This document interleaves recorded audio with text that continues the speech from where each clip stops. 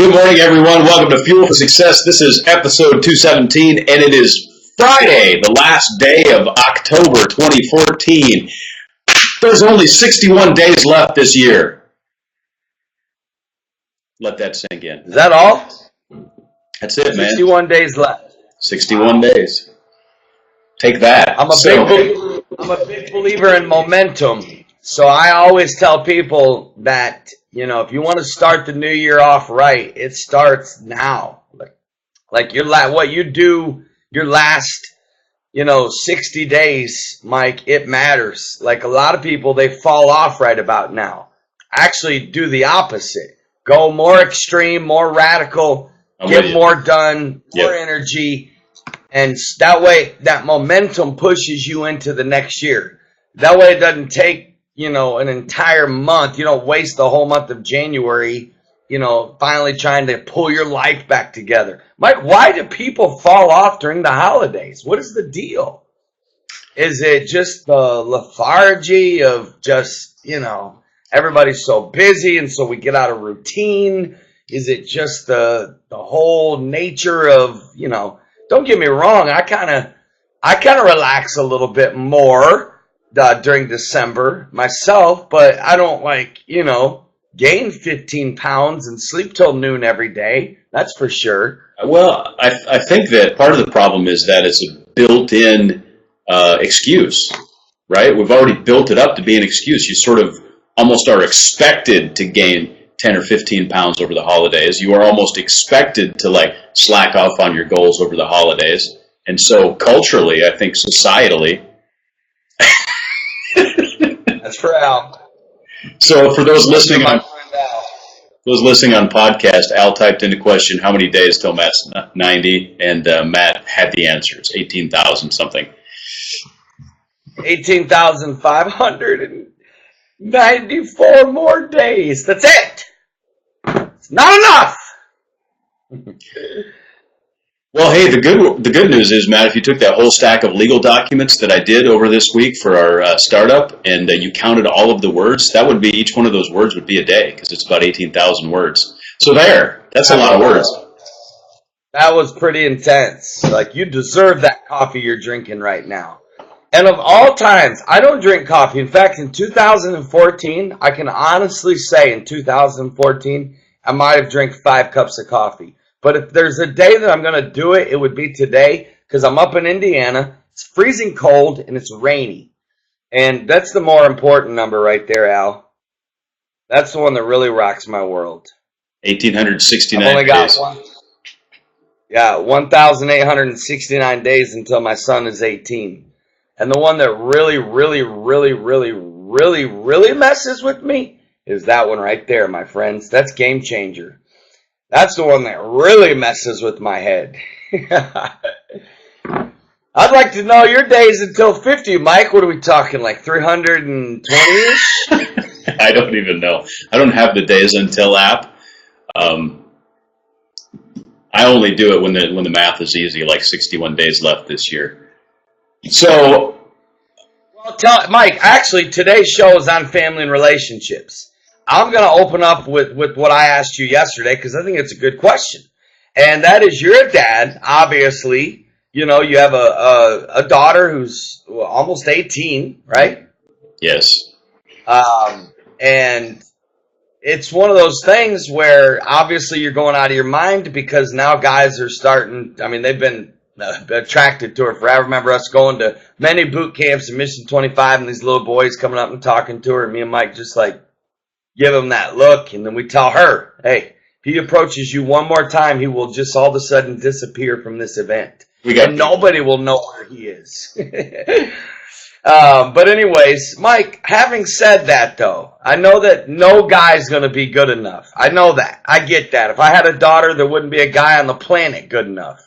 So, but my question to you is, we've seen some guys, like you said yesterday, the guys say, how would you like to go out sometime? Obviously a very lame, extremely completely lame. Of course I don't fault the kid because maybe he's never been trained. Maybe he doesn't have a good dad that's ever showed him. So you do got to admire you got to admire the attempt. we at least got to admire the attempt, even though it sucked, right? My question to you is, what could a kid do that would impress you as a dad? If anything, what could one do?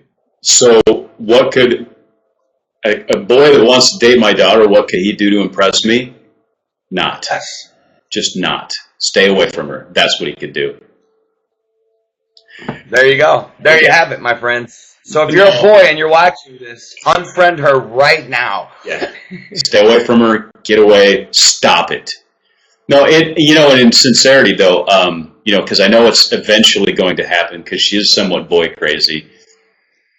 And here's what freaked me out. We went to a college fair last night at her high school. There were 100 different local colleges there, and we were talking to different colleges. We're walking by, and she's like, I know why all the girls are at that booth. And there's like this 20-something dude standing behind there working the thing. I'm like, he's got a beard.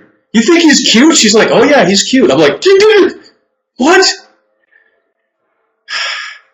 That had to hurt, Mike. That had to hurt. I just about faked a seizure right there.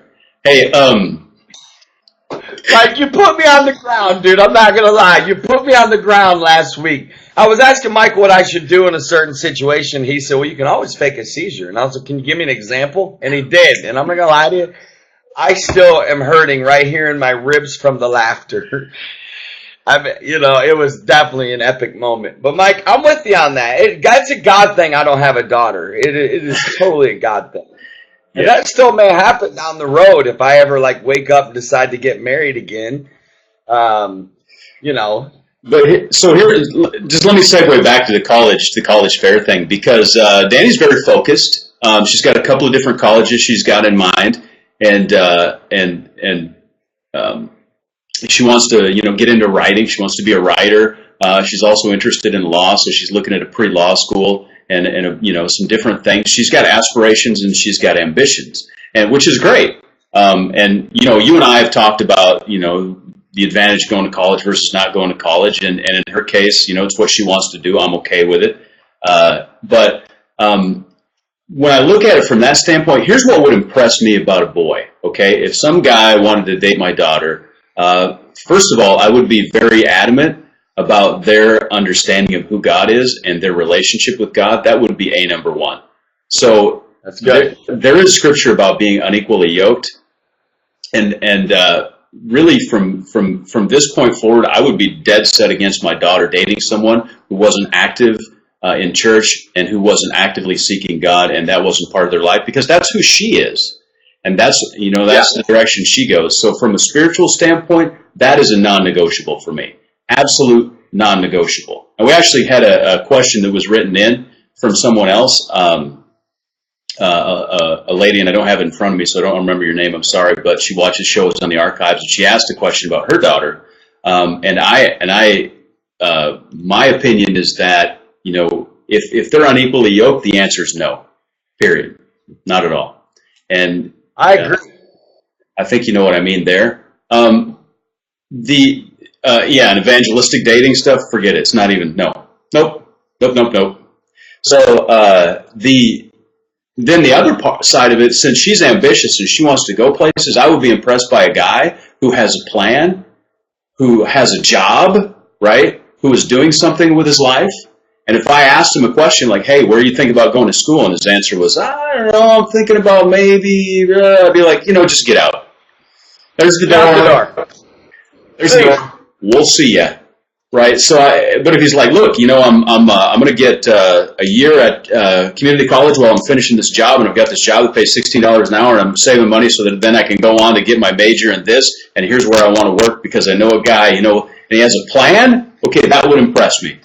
And there's not a lot of 17, 8-year-old guys that do that, but there's also a lot of 17, 8-year-old guys who don't even have a job. Okay, you got a job.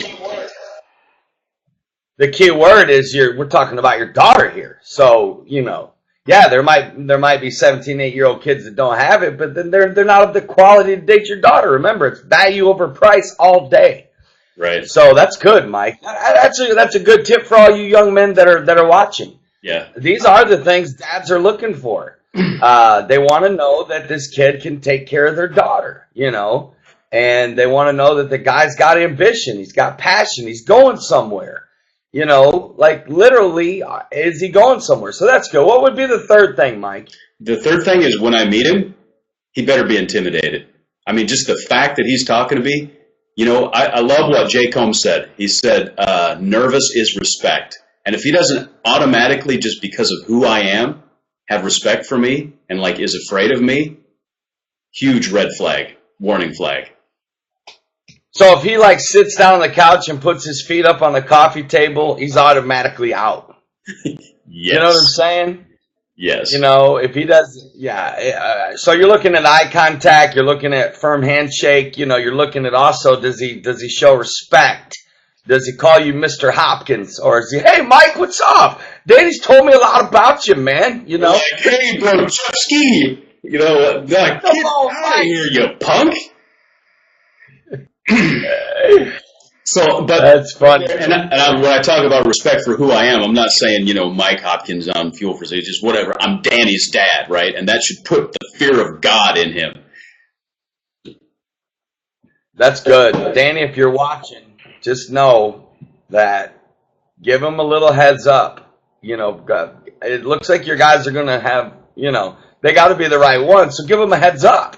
You know, say, hey, I'm just letting you know, my dad is no, like, deadbeat dad here.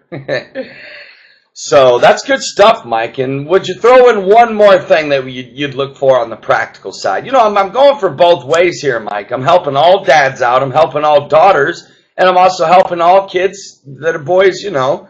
Like, my son's going to be 18 one day. So I'd like for him to watch this show and remember these things. Of course, there's no way I would let my son date at 18.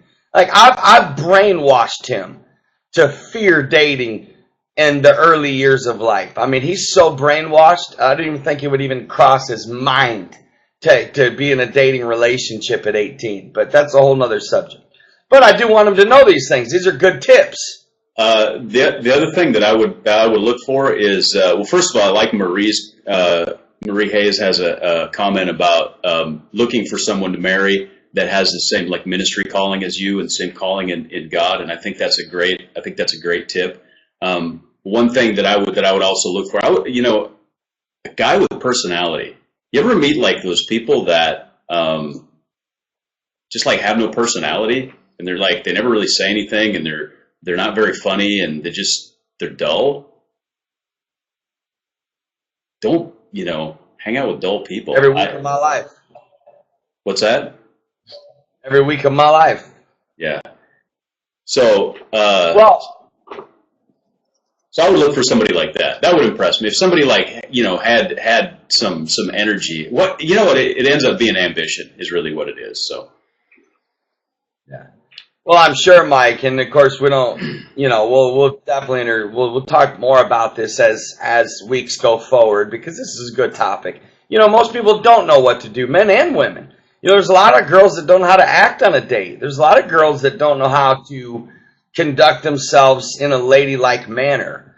Like, I would love a girl that would refuse to get out of the car until her date opened the door. Like, she would just sit there.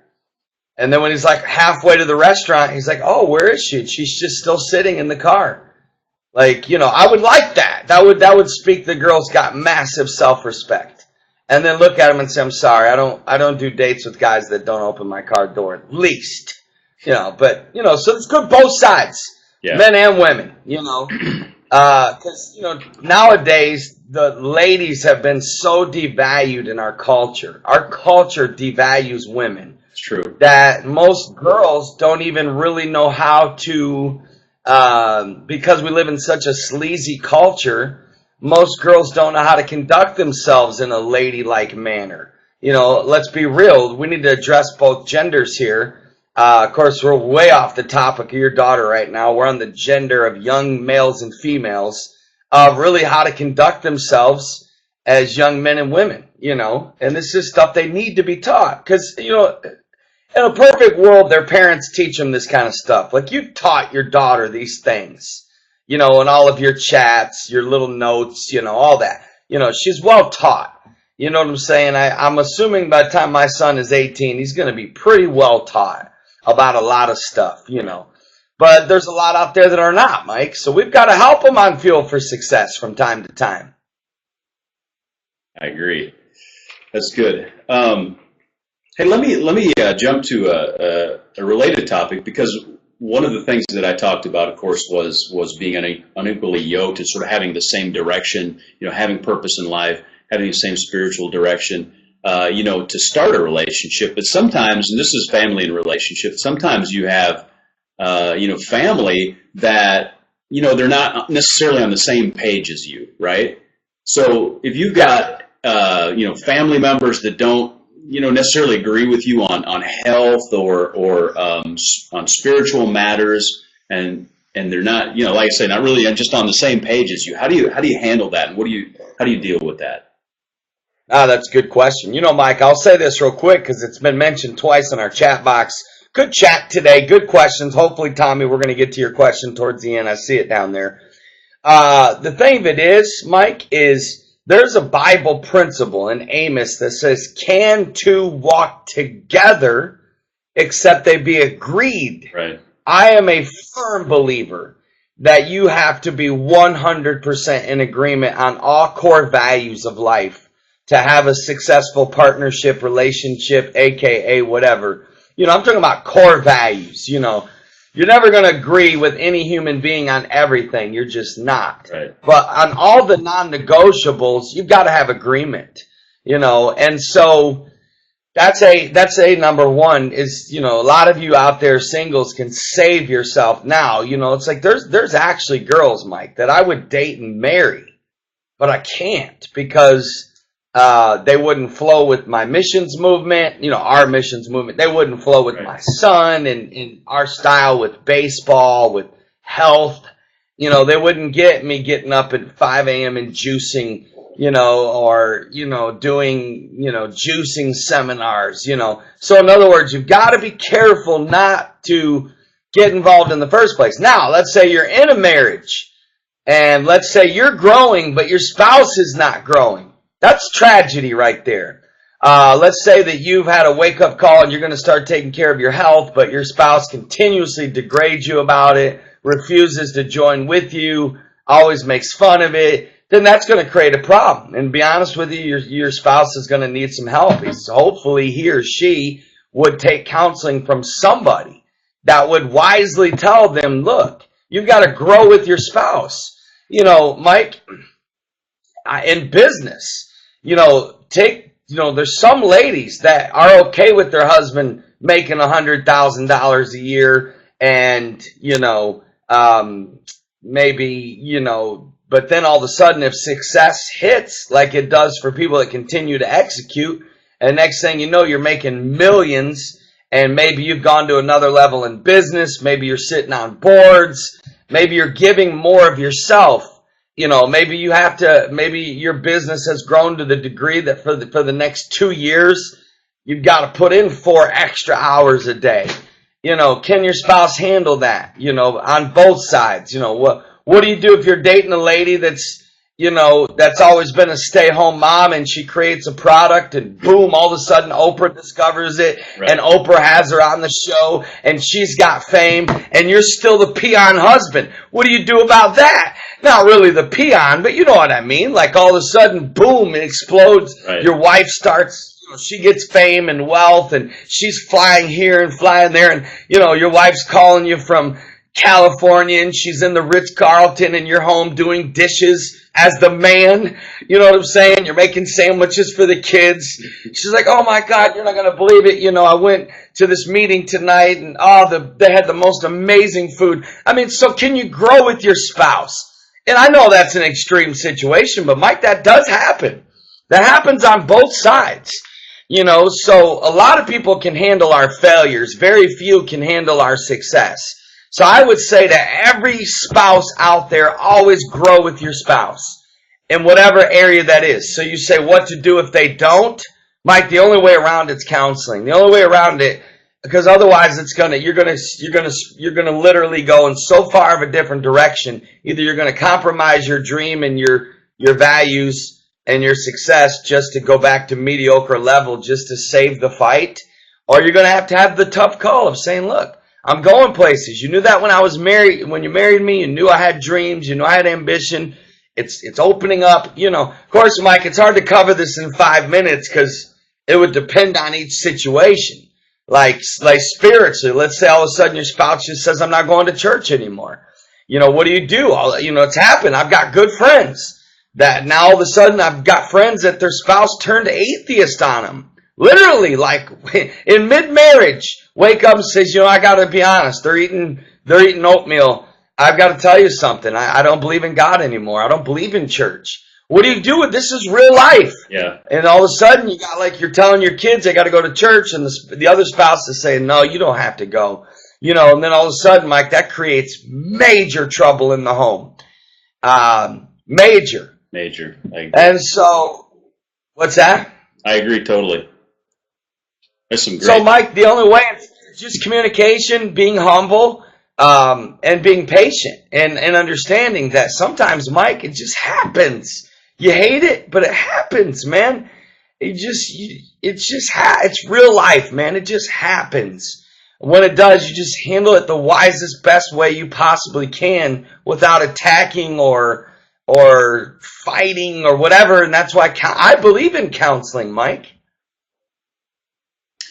Absolutely. Hey, a lot of great chat going on over in the chat box, and I like what Tommy said. TD Jake says a woman better marry a man who already knows where he's going, because once he finds out, she may not want to be part of that journey. That's great. I love that, and that's kind of what I was alluding to. A guy better have a plan, right? Otherwise, you don't know what he's going to end up doing, and you really want to jump in. Look, I mean, I'm all for romance and emotion and all that stuff, but love is a decision, and marriage is a decision, and you go into it with your head. You know what I'm saying? Thinking about it. So, and if you're a young entrepreneur, you've got to marry a lady that can handle that lifestyle. I mean, Mike and I have said it before on our Thursday show, but it's so important. You've got to find a mate who can deal with the whole you, and not only the you are, but the you're going to be. Carol just amened from the other room. I heard her. So, hey, Carol lives it. Carol lives this stuff. Yeah, real quick too. I noticed Melody asked an interesting question about the unequally yoked. She said, "Does that apply to interracial dating or marriage?" And I like what Al said. Unequally yoked is spiritual. That's what that Bible verse is referencing. And Ryan also said, I love what Ryan said. The yoke is really in reference to the doctrine. The scripture's reference to not to the animals, but to the burden itself. And personally, I think there's one race, and it's the human race. So that's my opinion. Yeah, I'm going to go on record on our own talk show and say, on record, I am 100 billion% for interracial dating and marriage. Yeah. I will say this. Let's get extremely practical. Of course, there is going to be challenges to mixing cultures. Right. As long as people maturely know that, listen, I don't care. I'm not even going to name a culture. I'm just telling you, cultures are cultures. They're different. And, I am 1,000,000,000% for it. I mean, when I say 1,000,000,000%, I'm as for it as I'm for, juicing. Yeah. I don't see anything wrong with interracial marriages or dating at all. But I would, if I was a counselor and they were coming to me for counseling, I would say, now let's talk about each culture here. And are you aware that in this person's culture, this is how they do things? Like, most people don't even know what goes on in another person's culture. You've got to get to know the culture of the person you're thinking about marrying or dating. And that's just an amplification of cultural differences. I mean, if I, as a upper Midwesterner, were to Al, go ahead, Mike. What were you going to say? Let's say my daughter was to start dating someone that was from the country club scene in southern Georgia, right? That's just, even if there's no quote unquote race differences, there's a cultural difference there that they would need to communicate and come to an understanding that they have differences the way they were raised, how they do things. There's going to be cultural differences, across the board. So it's just a little bit expansion of that concept, I think. Yeah, and you know what it is, Mike? It's so true. Like, I mean, even if you take a kid that's raised in New York City, Manhattan, right? Or a kid that's raised in the sticks in a small town of 500, dude, you talk about night and day and the differences. Like, Mike, it is. Like, it's not even just the race. It's also where a person's upbringing. All this has to be considered. And this is why I believe God said it's not wise to be unequally yoked because, dude, do you know the kind of problems you'll have in a marriage trying to, like, do two different religions in one home? It's next to impossible, especially when you're talking about child rearing. Like, even a healthy child needs stability. And you can't give two different religions in one home and have success, in my opinion. Very difficult. Yeah, that would be very difficult. And Al, I have been to Thailand twice, and you know what? I tell you what, them Thailand ladies, they're extremely beautiful, and they're sweet, and they're humble, and, so you never know, Al. Don't be surprised one day if you look on my Facebook and you see it happen. But as of right now, it's not in my plans, Al. Good. So I'm looking at Tommy's questions down here. That's pretty funny. Al said, "Give me one too." I would have to do an 8-week interview with the lady that marries you, my friend. I'm going to say, number one, talk to Carol. That's number one, so she can forewarn you as a lady how to deal with Al. And then, no, Al, we got you, buddy. We got your back. We're gonna find you one. They have. What was your? What's that, Mike? They have 2-for-1 deals. You know, Mike, this is what I tell people all the time, that they, say, you go overseas and sometimes in some cultures you got to buy a wife, right? Well, hey, we got to buy them here in America, so what's the difference? Either way, you got to buy them, baby. So awesome. So, well, then we'll keep our eye out on Groupon and Living Social for a BOGO deal, and then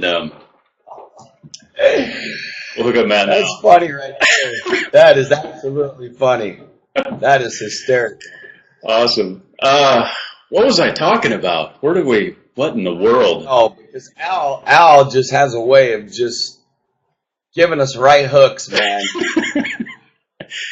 Hey, here, Tommy asked this question. Does moody and easily offended usually go together? And how do you deal with people who are moody, easily offended, hold grudges, and then his question ends? I don't deal with them. I don't deal with them. I get as far away from them as I can. I mean, I really do. Like, I told this, I think, yesterday, talking about inner circles, I believe. Yeah. Those kind of people will not last in my world. Anybody that's moody, that's easily offended, I just don't deal with them. I don't. Life's too short. Y'all, we're going to be dead. We're literally, listen, can it really sink into all of us? We will be dead one day. Dead. No more life. Gone. Forever. So, do you think I'm going to waste 1 second of my life on somebody that's moody or easily offended or a jerk? No. Will I try to reason with them and impact them and motivate them? Yes. But if they're not coachable, they're not teachable, they don't listen, I don't deal with those kind of people. People that refuse to listen, people that refuse to say they're sorry, people that are arrogant, people that are hard-headed, I do not give my time and energy to those kind of people, my friend Tommy. So I'm assuming that you're referring to people in general and not a spouse or a family member, because that's another subject. Yeah. You got a moody spouse, we have to take 15 shows to deal with that one. That's got to be done with white gloves. I would say that moody and easily offended usually go together, but some people are not moody. Because moody is like up and down. Some people have one mood, and it's crappy.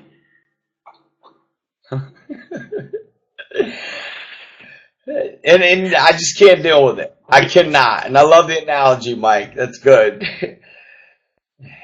So, awesome. So, yeah, just avoid them, stay away from them. And what was our next question? Hang on.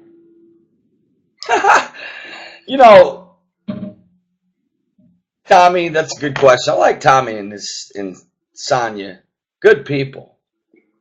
We got time for one more question. Mike Hopkins, motivations. Michael John. Well, here's one that's related to what we're talking about already, anyways, and it's this, because you mentioned, you said it'll take 15 shows to cover it, but at what point do you keep trying to change someone? or not let it be an issue in your relationship. Let's say it's a spouse. Let's say it's a close family member. That's tough right there. I mean, that's tough, dude, because, here's at the end of the day, so few people change. I mean, the process of change is just so few people change. So to try to spend your energy changing somebody, it almost has to be self-acceptance. It's almost got to be where you just accept, okay, you know what? This is how Mike is. I can't change him. I can't fix him. If Carol can't do it, I sure can't do it. This is just how it is. Accept it, right? No. But Mike, obviously motivation is a big play in change. A person, you cannot change anybody that doesn't want to change. There's nothing you can do to change a human being that doesn't want to change. Now, if they want to change and they recognize they're doing certain things, Mike, the giving up part is almost saving your own energy and your own sanity of just saying, look, I love this person the way they are. They're not going to change. I see more good than bad. We agree on more than we disagree. Their heart is right. Yeah. Mike, I'm all about a person's heart, man. If a person's heart is right and they do 50,000 things wrong all the time, I'm a whole lot more gracious and merciful to those type of people. If a person's attitude sucks and their heart is just they're arrogant and they're just hard to deal with, they won't listen, they cut you off, they're easily angered, I don't deal with those people, Mike. So that's when I give up. I give up when I see that there's no longer a willingness. Now, it might take someone 5 years to stop doing something that frustrates you, a spouse or whatever. But if they're genuinely sorry every time and they look at you and say, I really am trying, because we are who we are, Mike. I mean, it's taken us years of little habits to get us to where we are today. Do you think someone can change overnight? Not really. It doesn't. It rarely happens. So there's a lot of patience that's got to be applied. And you'll know, your gut feeling will tell you, okay, you know what? There's times I see people and I think, you know what? They're going to change. I sense it. I can see it. They're growing. They're reading. They're watching Fuel for Success. Al, don't date anybody that doesn't watch our talk show. Yeah. So, they're automatically not the one. Like if I like a girl, the first question I ask, hey, do you watch our talk show? And if she says no, she's automatically out. I'm just kidding. But, do they grow? Do they read? Are they attending seminars? Do they want to change? A lot of it has to do with their heart, Mike. What's your thoughts on this? Well, my thoughts are, too, you want to pick your battles, right? I mean, some things are not worth your time to even worry about. I see like married couples where the spouse will get like all wrapped around the axle about something that I look at and I go, are you kidding me?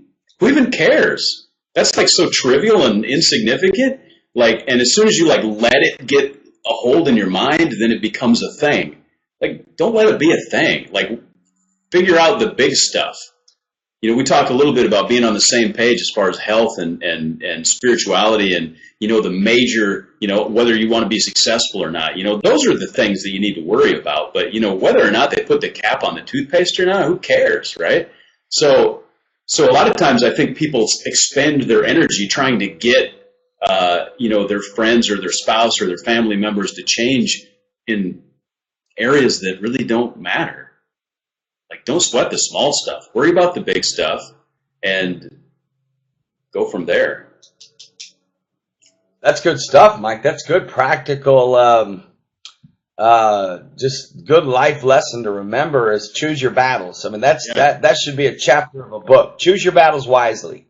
Because there's some people that, Mike,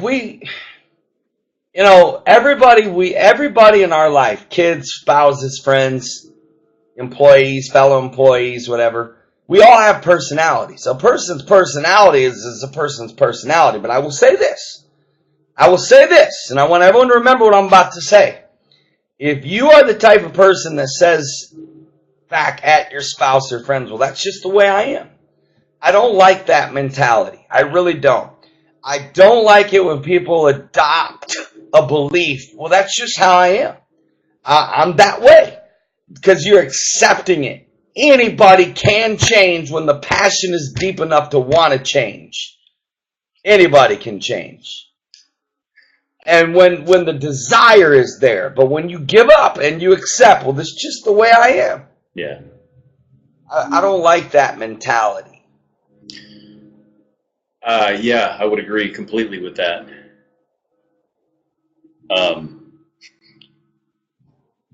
What are you laughing at? Never mind. Stuff happens during the show.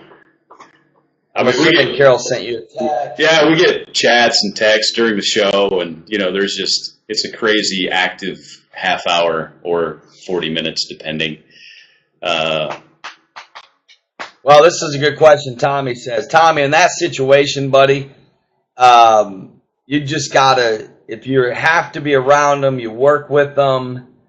Buddy, at that point, you gotta try to be as influential with them as possible by, remember, enthusiasm, positive attitude, continuously, consistently showing them the better way, being an example, talking to them openly, sharing with them. Again, I would have to dive into this deeper next Friday, Tommy, because we're about out of time. Yeah. But we'll open the show next week with that, Mike. Sounds good. Yeah, no, definitely not a spouse. He's talking about family, maybe a mother-in-law, maybe a brother, maybe, assistant manager, Right. Way to clarify.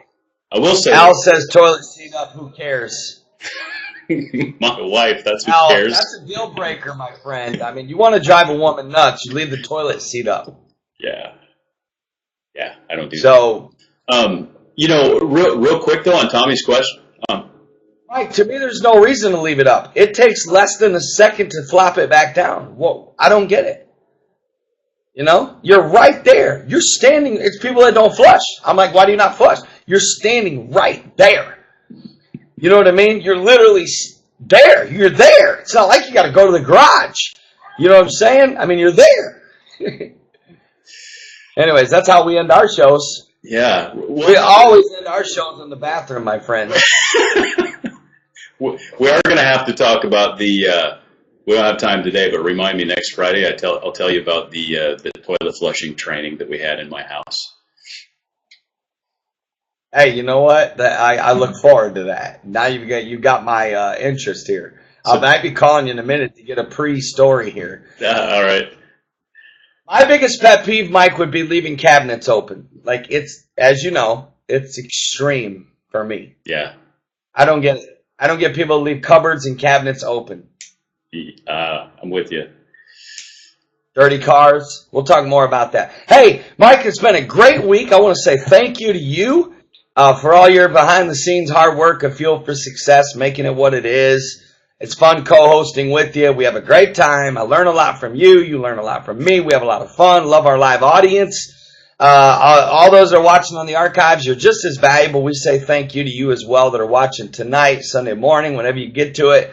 Don't forget, you can always watch any previous episode at fuelforsuccess.tv. You can also go to iTunes and type in Fuel for Success and download every one of our episodes on your iPod or smartphone. And then, of course, you can go to YouTube and watch any one of our episodes as well. In fact, we ask you to do two things. Go to YouTube and subscribe to our channel, and then go to fuelforsuccess.tv, or Spreecast, and subscribe to this talk show. Follow Matt on Spreecast. That'll get it done. Awesome. Yeah, Carol. That was funny. But anyway, Mike, hey, you enjoy your weekend, man. What do you got going on for the weekend? I'm just curious. I think I'm pretty much working this weekend. I honestly, I've been head down. I don't even know. I'm like, it's Friday. I don't even know what's going on this weekend. So. Yeah, no, I'm speaking in Indiana. I fly home Sunday night. Thankfully, a nonstop flight, which are my favorites. And so I'll be here speaking tonight, tomorrow morning, Sunday morning, and then out Sunday night, back home. Yeah, you know what? I got Henry this afternoon and tonight, or Carol does. I'll be in the same house with him, I guess. But Carol will be holding him. Oh, Carol to FaceTime me later. All right, we love you guys. Al, that might be a possibility. We love y'all. Y'all enjoy your weekend, and thanks for taking time to watch our show. See you Monday. God bless.